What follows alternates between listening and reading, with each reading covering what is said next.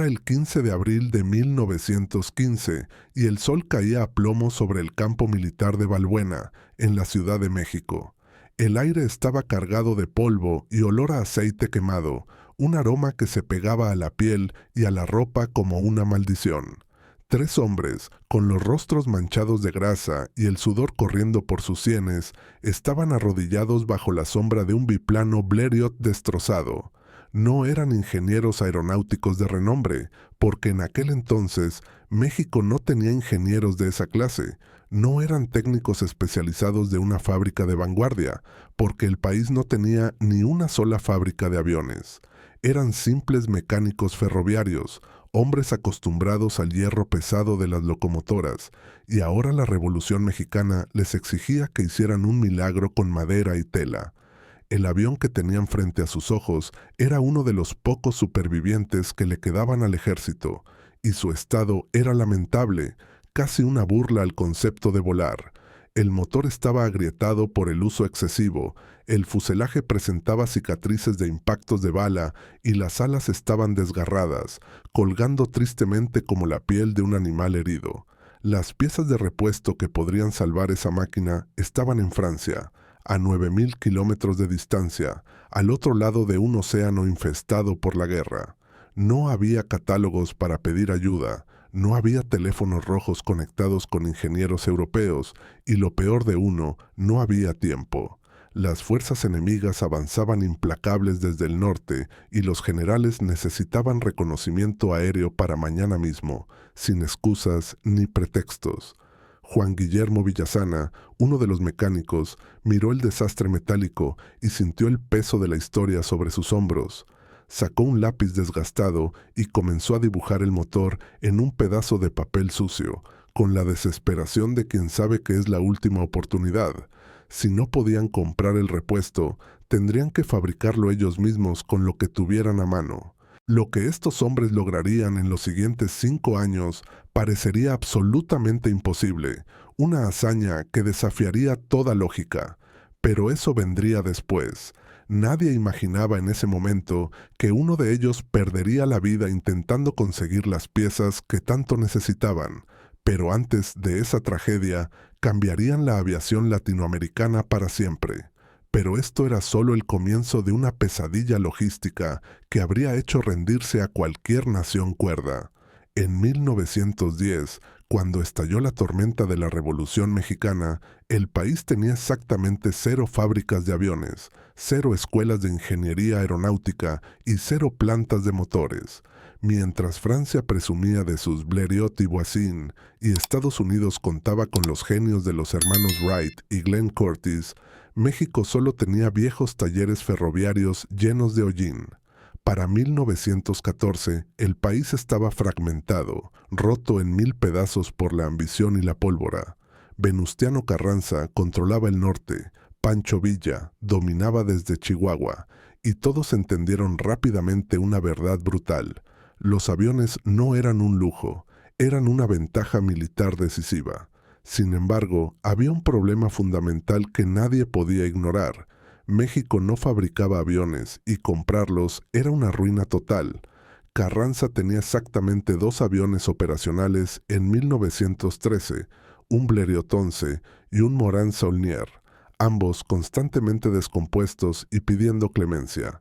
Cada avión importado costaba entre $8,000 y $15,000 de aquella época, una fortuna obscena para un gobierno que estaba en bancarrota técnica, y aun si conseguías el dinero, el avión debía cruzar el Atlántico, esquivar puertos controlados por enemigos y llegar entero en medio del caos revolucionario, algo que sucedía muy pocas veces. Cuando las máquinas llegaban, venía el verdadero infierno para los mecánicos. Los motores europeos consumían un aceite de ricino especial que México no producía ni sabía cómo refinar. Las hélices de madera fina se agrietaban con el clima seco y despiadado del altiplano. Las lonas delicadas se deterioraban bajo el sol abrasador en cuestión de semanas. No había manuales en español, nadie sabía leer las instrucciones complejas, y cuando un avión sufría un percance, cosa frecuente con pilotos mal entrenados que se jugaban la vida, las piezas recuperables debían reciclarse de inmediato. Un Blériot destruido donaba su corazón metálico a otro Blériot. Las alas de un Farman reparaban otro Farman. Era una canibalización industrial desesperada, donde las máquinas se devoraban unas a otras para mantenerse en el aire un día más. Para 1915 quedó claro que, dependiendo solo de importaciones, ninguna facción mantendría una fuerza aérea sostenible por mucho tiempo. Necesitaban fabricar localmente, pero eso sonaba a chiste macabro. Fabricar aviones requiere aleaciones de aluminio, acero de alta resistencia, maderas específicas y lonas tratadas químicamente. México apenas tenía industria pesada y mucho menos tecnología de punta.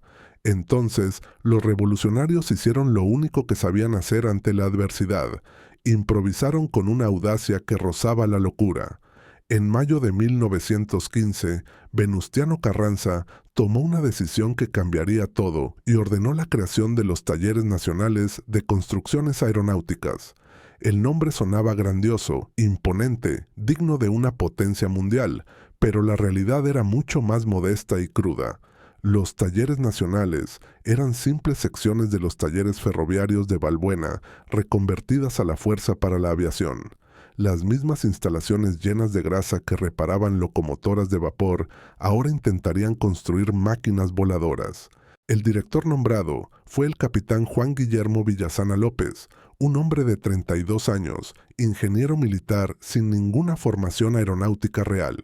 Su experiencia previa era artillería y fortificaciones, y todo lo que sabía de aviones lo había aprendido leyendo revistas francesas que llegaban con meses de retraso a México. Villasana sabía que no podía hacerlo solo, así que reclutó a un equipo que parecía sacado de una novela de aventuras barata. Alberto Salinas Carranza, teniente de Marina, había tomado lecciones de vuelo en San Diego. No era ingeniero, pero entendía cómo volaban los aviones, porque había pilotado algunos antes de sufrir graves accidentes. Horacio Ruiz Gaviño, un mecánico de locomotoras de 28 años, tenía experiencia con motores de vapor de alta presión, pero nunca había visto un motor de aviación en su vida. Francisco Santarini, un carpintero ferroviario italiano, conocía maderas, pero no sabía cuál era óptima para fuselajes. Sin embargo, entendía de densidades y resistencias mejor que cualquier académico.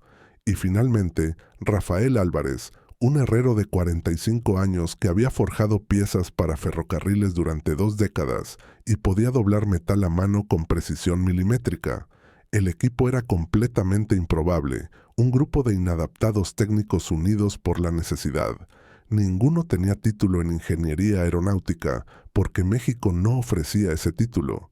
Ninguno había trabajado jamás en fábricas de aviones, porque México no tenía fábricas de aviones. Eran autodidactas puros, estudiando sobre la marcha una tecnología que Europa había tardado una década en dominar, y ellos pretendían hacerlo en semanas. Su misión era imposible, los recursos eran inexistentes y el riesgo de fracaso era absoluto, pero en sus ojos brillaba esa extraña determinación de quienes no tienen nada que perder. Su primer proyecto fue simple en teoría, pero una pesadilla absoluta en la práctica: reparar los aviones existentes lo suficiente para mantenerlos volando. Comenzaron con un Blériot 11 que había sufrido una tragedia en Querétaro en marzo de 1915. El piloto había sobrevivido de milagro, pero el avión era un despojo retorcido con el fuselaje partido, las alas destrozadas y, lo peor de todo, el motor con 3 cilindros agrietados. No podían pedir repuestos desde Francia, porque la Primera Guerra Mundial había cerrado las exportaciones y todos los motores Gnome iban destinados a los ejércitos aliados en Europa. México estaba completamente solo en esta batalla tecnológica. Villasana y su equipo desmontaron completamente el motor, pieza por pieza, en un ritual casi quirúrgico. Horacio Ruiz estudió cada componente con la obsesión de un relojero loco. Los cilindros originales eran de un acero especial que México no producía ni en sueños. Los pistones eran de aleaciones de aluminio ligeras que estaban fuera del alcance de las fundiciones mexicanas rústicas. Pero Ruiz, con su ojo entrenado en las calderas de vapor, notó algo que nadie más había visto. Los cilindros dañados podían ser torneados para remover las grietas, aunque eso reducía el diámetro interno y alteraba toda la física del motor. Recalculó la compresión mentalmente y decidió que todavía funcionaría, aunque la potencia bajaría dramáticamente de 50 caballos a unos 42. Los pistones fueron un problema mucho más grave y requerían una solución radical. Ruiz tuvo una idea totalmente heterodoxa que escandalizaría a cualquier ingeniero europeo: fundir pistones de bronce. El bronce era mucho más pesado que el aluminio, lo que aumentaría las vibraciones peligrosamente, pero era el único material fabricable localmente. Durante las pruebas de fundición ocurrió el desastre que todos temían. En un momento de descuido por el cansancio, el bronce fundido a altísimas temperaturas salpicó violentamente sobre las manos de Ruiz. El olor a carne quemada llenó el taller y el dolor debió ser insoportable. El médico del campo militar le ordenó reposo absoluto por 2 semanas, advirtiéndole sobre el riesgo de infección. Pero al día siguiente, para asombro de todos, Ruiz apareció en los talleres con las manos totalmente vendadas, incapaz de sostener ni siquiera un destornillador. Sus compañeros le dijeron que se fuera a casa, pero él se negó rotundamente. Podía supervisar, podía calcular, podía enseñar a otros dónde golpear y dónde limar. «El motor no puede esperar», le dijo a Villasana con la voz tensa por el dolor. «Mis manos sí pueden esperar». Calculó las dimensiones cuidadosamente y advirtió que el motor vibraría más, se calentaría como un horno y consumiría mucho más combustible, pero funcionaría. Después de 6 semanas de trabajo infernal, reinstalaron el motor reconstruido en el fuselaje remendado. El 18 de junio de 1915, Alberto Salinas se subió a la cabina para probarlo en tierra. El motor rugió con un sonido diferente, más áspero, más irregular y metálico que un Gnome original, pero giraba con furia. El 20 de junio, Salinas decidió que era hora de la verdad y despegó. El Blériot reconstruido voló durante 15 minutos que parecieron eternos. Salinas reportó vibraciones excesivas que le sacudían hasta los huesos, pero el vuelo era controlable. El avión más maltratado de la Revolución estaba operacional otra vez gracias a unos pistones de bronce y a las manos quemadas de un mecánico ferroviario. Esta reparación estableció el patrón desesperado que seguirían durante años: sustitución creativa de materiales, recálculo de especificaciones y aceptación de un rendimiento reducido a cambio de disponibilidad. Pero reparar aviones existentes era solo el primer paso y el apetito de la guerra crecía. Carranza quería nuevos aviones construidos desde cero, hechos por manos mexicanas. En julio de 1915, Villasana recibió las órdenes definitivas: construir un avión de reconocimiento completamente en México, usando solo materiales disponibles localmente. Villasana sabía que era técnicamente imposible, pero luego comenzó a trabajar de todos modos porque en la Revolución no se decía que no. Eligió como modelo el Blériot 11, no porque fuera el mejor avión del mundo, sino porque era el más simple y rústico. Blériot lo había diseñado en 1909 para manufacturarse fácilmente, y esa simplicidad se volvía ahora una ventaja estratégica para México. El equipo necesitaba planos detallados, pero por supuesto no los tenían. Villasana ordenó desmontar completamente uno de los Blériot existentes, midiendo cada pieza, cada ángulo y cada dimensión con calibradores prestados. Francisco Santarini midió el fuselaje y se encontró con el primer obstáculo insalvable. La estructura principal era de fresno francés. México no tenía fresno de esa calidad. Santarini probó maderas locales con la paciencia de un artesano: pino, cedro, caoba.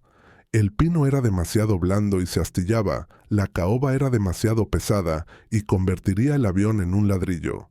Finalmente, encontró un roble mexicano con densidad y resistencias similares al fresno. No era idéntico, pero funcionaría si se trataba con cuidado. Las costillas de las alas presentaban otro dilema. Eran de abeto, una madera ligera y flexible que no existía en los bosques mexicanos. Santarini experimentó entonces con algo que abundaba en México: el bambú.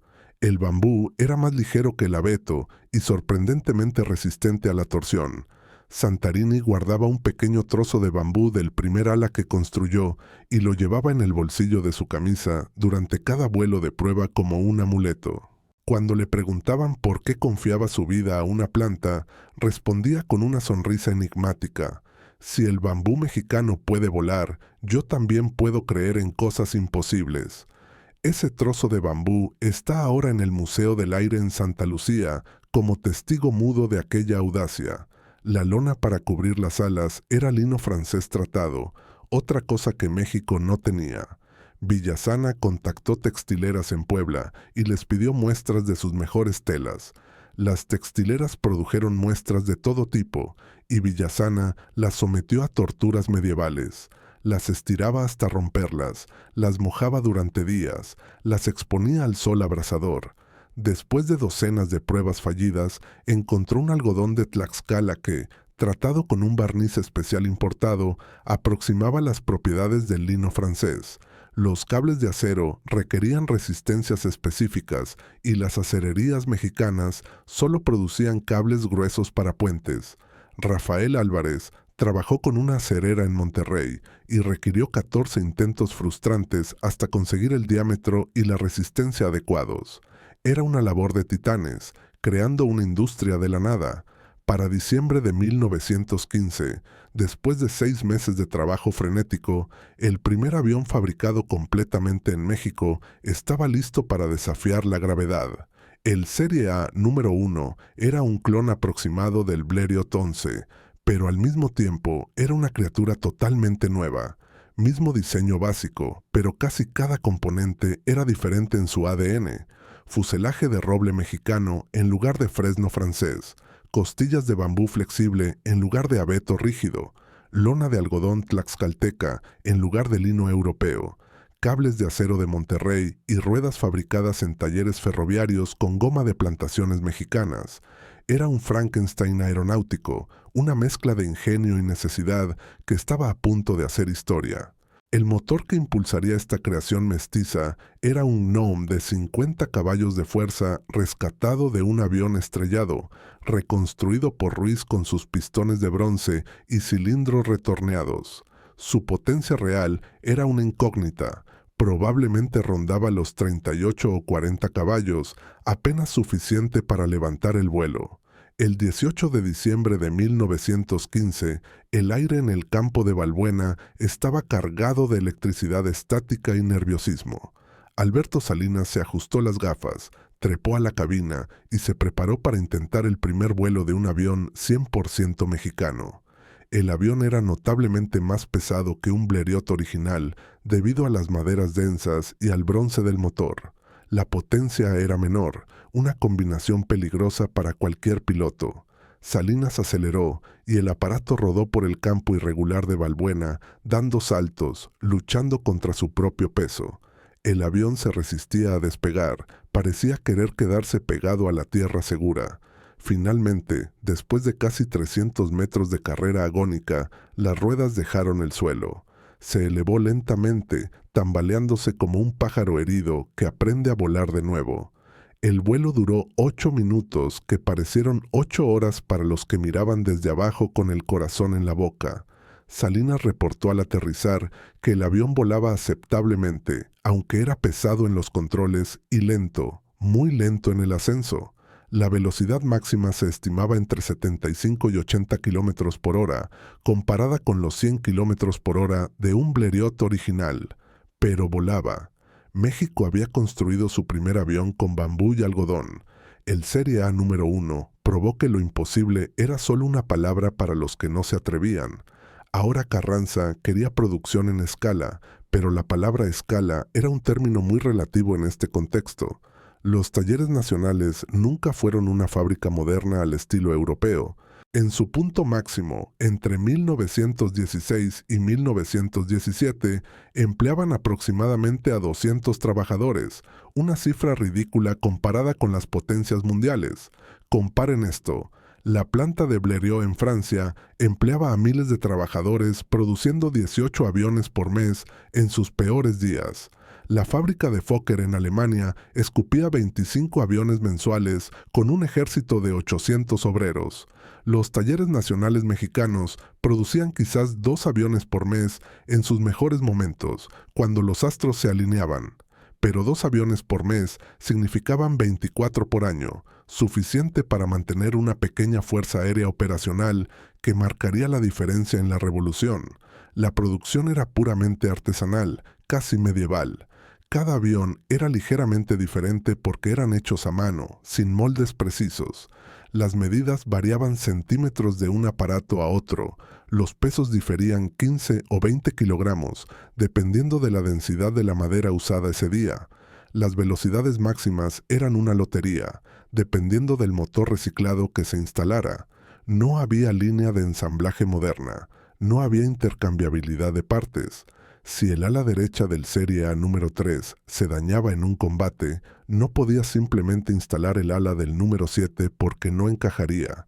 Tenías que fabricar una nueva ala específica para ese avión, tallada a medida. Las maderas eran cortadas a mano con sierras que desafilaban constantemente. Santarini y su equipo medían, marcaban y cortaban cada pieza individualmente con una paciencia infinita. No había plantillas metálicas estandarizadas. Las costillas de bambú eran cortadas, calentadas al vapor para doblarlas y curadas durante días para que mantuvieran la forma. El bambú era un material caprichoso e impredecible. Algunas piezas se agrietaban sin aviso y la tasa de rechazo era aproximadamente del 30%. La lona era cortada y cosida a mano por costureras traídas de las textileras, mujeres que aplicaban sus habilidades domésticas a la tecnología de guerra, tensando la tela sobre las estructuras con fuerza bruta. Luego venían múltiples capas de barniz aplicadas con brocha gorda, dejando secar entre capas bajo el sol, rezando para que no lloviera o hubiera mucho polvo. El proceso tomaba una semana completa por avión solo en pintura. Pero justo cuando los talleres empezaban a encontrar su ritmo, ocurrió algo que nadie esperaba. La noticia de que los revolucionarios estaban construyendo su propia fuerza aérea no había caído bien entre sus enemigos. Los aviones significaban ojos en el cielo, y eso era inaceptable para las facciones rivales. Era una noche sin luna de febrero de 1916. Los talleres de Balbuena estaban en silencio. Solo se escuchaba el crujido de la madera enfriándose y el viento silbando entre los hangares. Horacio Ruiz y Francisco Santarini se habían quedado hasta tarde ajustando un timón rebelde. De repente, escucharon un ruido metálico cerca del almacén de combustible. No eran ratas, eran pasos. Sombras se movían sigilosamente hacia los 3 aviones Serie A que estaban casi terminados, listos para ser entregados al ejército. Eran saboteadores, infiltrados pagados probablemente por agentes villistas o por intereses extranjeros que no querían ver a un México independiente en el aire. Vieron el brillo de una cerilla encendiéndose cerca de los bidones de barniz inflamable. Si ese fuego tocaba la madera y la tela, todo el proyecto ardería en minutos. Ruiz no tenía un arma, solo una llave inglesa pesada en la mano. Santarini agarró un martillo de carpintero. No gritaron para no alertar a los guardias lejanos y perder tiempo. Se lanzaron sobre las sombras como demonios protegiendo a sus hijos. La pelea fue brutal, sucia y silenciosa entre los fuselajes a medio terminar. El sonido de metal golpeando carne, respiraciones agitadas y el olor a miedo. Uno de los saboteadores logró lanzar una antorcha improvisada hacia el fuselaje del Serie A número 4. La tela de algodón, aún sin barnizar del todo, prendió fuego instantáneamente. Santarini, ignorando al hombre que lo atacaba con un cuchillo, se quitó su propia chaqueta y se lanzó sobre las llamas, golpeando el fuego con sus propias manos y ropa. Ruiz derribó a su oponente con un golpe certero de la llave inglesa en la rodilla y corrió a ayudar a su amigo. Lograron sofocar las llamas antes de que alcanzaran el tanque de combustible, pero el fuselaje quedó chamuscado, marcado para siempre. Los intrusos huyeron en la oscuridad, dejando atrás un rastro de sangre, pero el mensaje quedó claro. Los aviones de Balbuena eran ahora un objetivo militar prioritario. Al día siguiente, cuando Villasana vio el daño y los moretones en sus mejores hombres, no ordenó detener la producción, ordenó duplicar la guardia y armar a los mecánicos. Si quieren quemar nuestros aviones, dijo con frialdad, tendrán que quemarnos a nosotros primero. Ese incidente cambió el ambiente en los talleres. Ya no eran solo obreros, eran soldados defendiendo una trinchera tecnológica. Y esa trinchera necesitaba desesperadamente resolver su mayor debilidad, los motores. Horacio Ruiz había desarrollado una experticia extraordinaria, casi sobrenatural, en la reconstrucción de motores. Podía tomar un GNOME destrozado que cualquier otro hubiera tirado a la basura y ensamblar algo que funcionaría. No tan bien como uno nuevo, claro, pero funcionaría lo suficiente para matar o morir en el aire. Ruiz estableció un sistema macabro de rotación de motores. Cuando un avión se estrellaba, y se estrellaban a menudo, el motor era inmediatamente recuperado de entre los escombros humeantes, desmontado completamente y cada pieza evaluada con ojo crítico. Era fabricación estilo Frankenstein en su máxima expresión.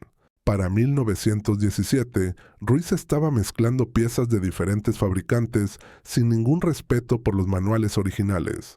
Un motor híbrido podía tener cilindros NOM franceses, pistones Lerron modificados y un cigüeñal fabricado localmente en una herrería.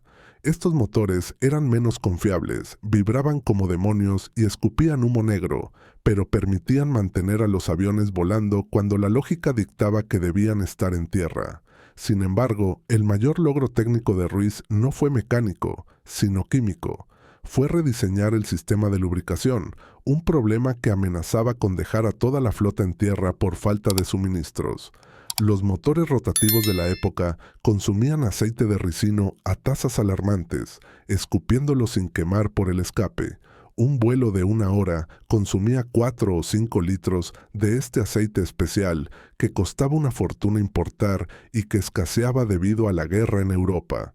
Sin aceite, los motores se fundían en minutos. Ruiz, desesperado, comenzó a experimentar como un alquimista loco con aceites minerales mexicanos. Pero el aceite mineral se degradaba muy rápido con el calor. Entonces probó algo que sonaba asqueroso pero brillante: mezclarlo con grasas animales. Desarrolló una mezcla viscosa y maloliente de aceite mineral pesado de los pozos de Veracruz, combinado con sebo animal refinado. La mezcla reducía el costo en un 70% y estaba disponible en cualquier mercado local. El problema era que dejaba residuos carbonizados y aumentaba el desgaste del motor. Ruiz calculó que la vida útil del motor se reduciría en un 20%. Era un intercambio brutal, pero que tenía sentido en la guerra. Menor vida útil del motor a cambio de poder operarlo hoy, sin depender de importaciones que nunca llegarían. Los pilotos bromeaban diciendo que sus aviones olían a fritura de cocina, pero esos aviones con olor a comida eran los únicos que volaban en el cielo mexicano. Los aviones fabricados en los talleres entraron en servicio con el arma de aviación militar mexicana y su impacto fue inmediato. El reconocimiento aéreo era la aplicación principal. Un avión podía observar movimientos enemigos desde 1500 metros de altura, más allá del alcance del fuego de rifle de los rebeldes en tierra. Los pilotos, con nervios de acero, dibujaban mapas a mano durante el vuelo, luchando contra el viento y las vibraciones, convirtiéndose en los ojos del ejército constitucionalista. Pero la prueba de fuego real, el momento en que la improvisación mexicana se enfrentaría a la alta tecnología extranjera, llegó en marzo de 1916. Después de que Pancho Villa atacara Columbus, Nuevo México, en una audaz incursión, el general estadounidense John Pershing lideró la llamada Expedición Punitiva, entrando a territorio mexicano con miles de soldados para capturar a Villa. Y aquí viene lo que prometimos al principio, un choque de realidades tecnológicas. Los estadounidenses trajeron su propia fuerza aérea, el orgullo de su tecnología.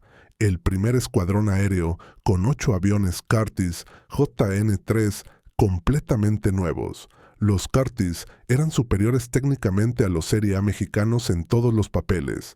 Eran más rápidos, más confiables, mejor equipados, y sus pilotos tenían mejor entrenamiento. Era David contra Goliat. Pero el terreno del norte de México tenía otros planes y derrotó a ambos por igual, aunque de maneras muy diferentes.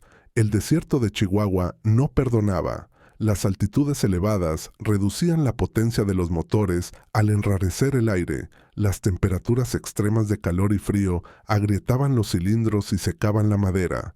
Las tormentas de polvo destruían los carburadores como si fuera lija. Para abril de 1916, apenas un mes después de llegar, la poderosa Fuerza Aérea estadounidense estaba de rodillas. Solo 2 de los 8 aviones Curtiss seguían operacionales. Los otros 6 estaban destrozados o inservibles. Los pilotos estadounidenses reportaron a Washington con frustración. El servicio aéreo en México es impracticable bajo las condiciones actuales. Sus máquinas finas, diseñadas para campos de prueba en climas templados, no aguantaron la brutalidad del entorno mexicano.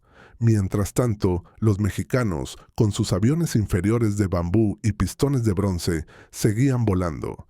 No porque sus aviones fueran mejores tecnológicamente, sino porque estaban acostumbrados a improvisar y a sufrir.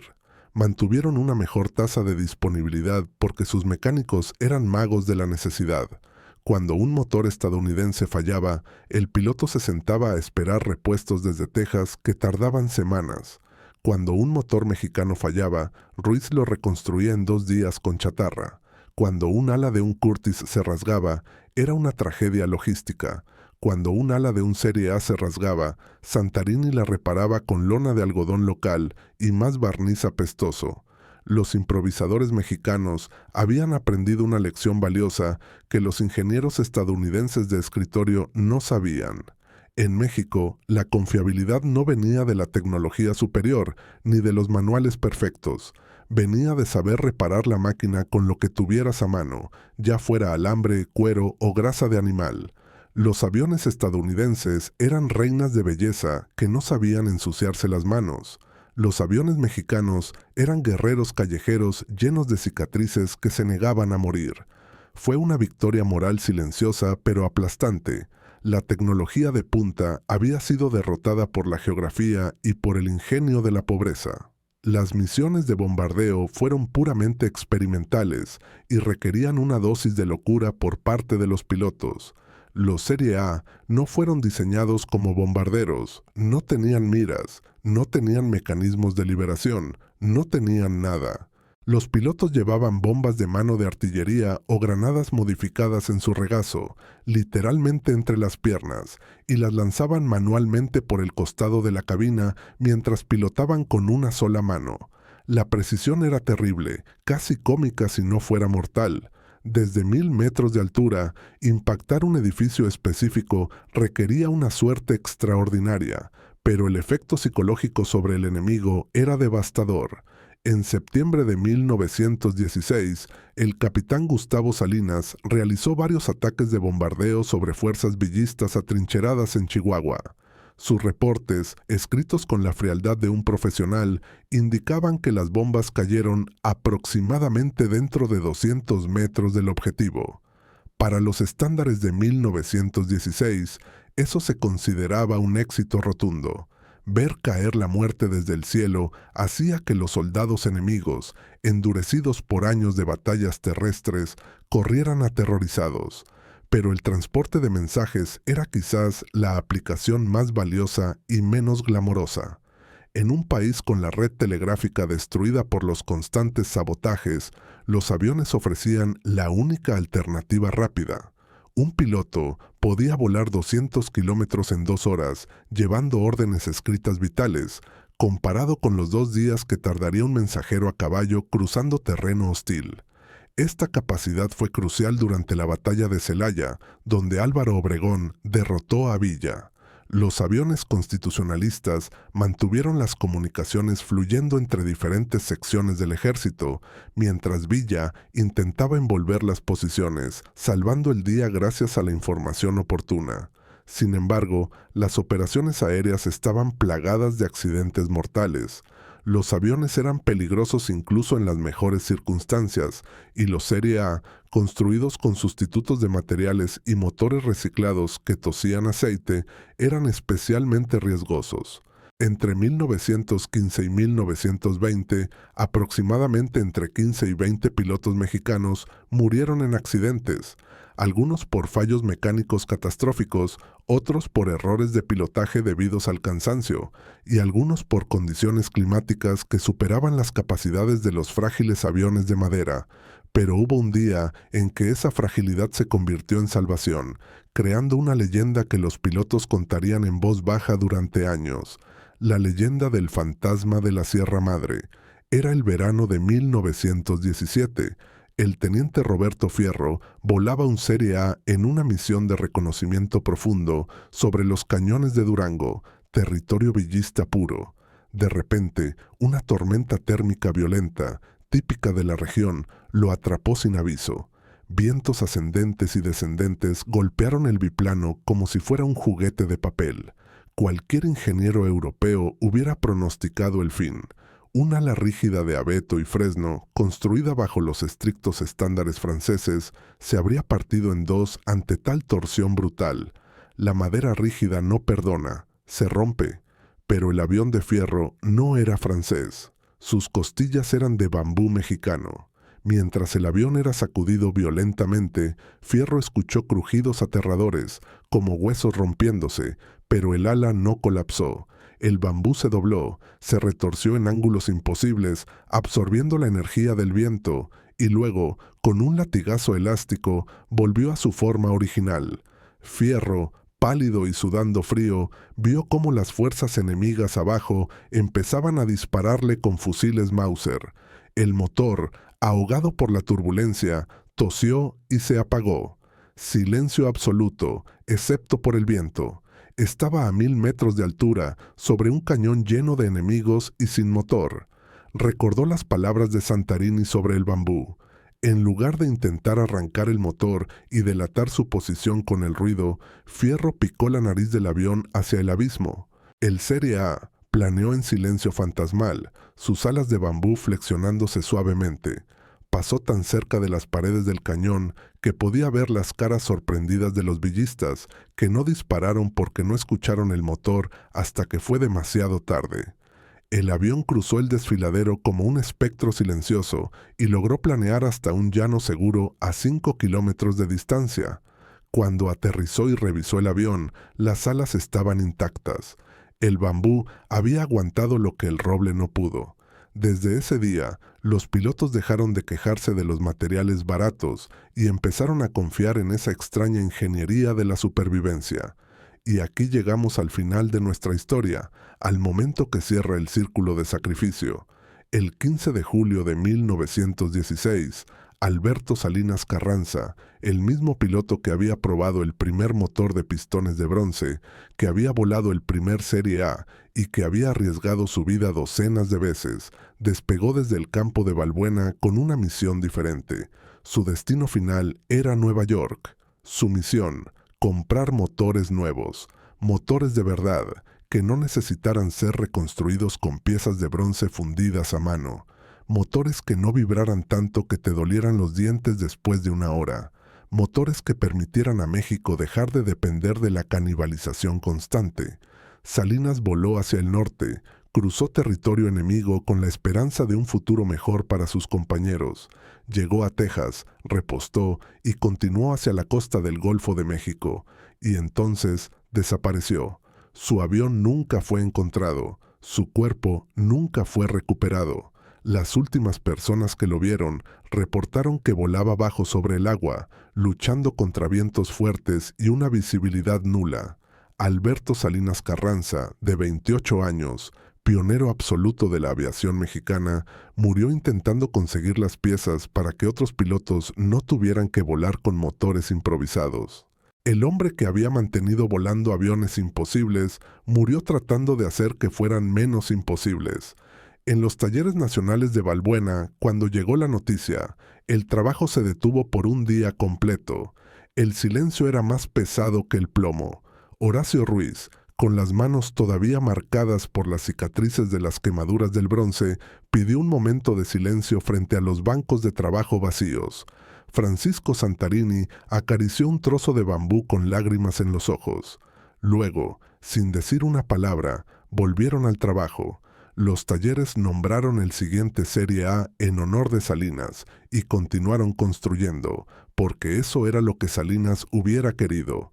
No hubo lamentos públicos, no hubo rendición, solo el sonido de sierras y martillos construyendo el siguiente avión, solo seguir volando. Para 1920, cuando la revolución finalmente se estabilizó, México había desarrollado una capacidad aeronáutica modesta pero real y probada en fuego. No eran fábricas modernas que compitieran con los gigantes europeos, pero existían y funcionaban. Los talleres nacionales operaron hasta mediados de los años 20, cuando la economía de paz hizo más barato comprar aviones estadounidenses que fabricarlos. Pero su legado permaneció indestructible. Probaron que la ingeniería no requiere solo títulos y laboratorios, sino creatividad, agallas y voluntad de acero. Juan Guillermo Villasana, el capitán que aprendió aviación de revistas viejas, se convirtió en general y sentó las bases de la Fuerza Aérea Mexicana moderna. Horacio Ruiz, el mecánico de las manos quemadas, entrenó a toda una generación de nuevos mecánicos. Santarini siguió diseñando hasta su vejez. Los aviones Serie A de bambú y tela ya no existen. El tiempo y el olvido se los llevaron, pero la lección que enseñaron sigue viva. Cuando te dicen que es imposible, lo intentas de todos modos, y a veces, solo a veces, el bambú es más fuerte que el acero. El eco de aquellos martillazos en los talleres de Balbuena se ha desvanecido en el tiempo, pero la historia de esos 5 años, entre 1915 y 1920, resuena como un testamento de la ingeniosidad humana. No fue una victoria de la industria, porque no había industria. Fue una victoria del espíritu. Imaginen por un momento lo que significaba ser piloto en esos días. Subirse a una estructura de madera y tela, pegada con barniz y fe, impulsada por un motor que era una colección de piezas de chatarra, y lanzarse al vacío sobre sierras y desiertos enemigos. Cada despegue era un acto de desafío a la muerte, cada aterrizaje un regalo inesperado, y detrás de cada piloto que volvía a tierra había un mecánico como Horacio Ruiz o un carpintero como Francisco Santarini, hombres que dormían en el taller, que comían con las manos manchadas de grasa, que trataban a esas máquinas como si fueran seres vivos. La historia oficial a menudo olvida estos detalles.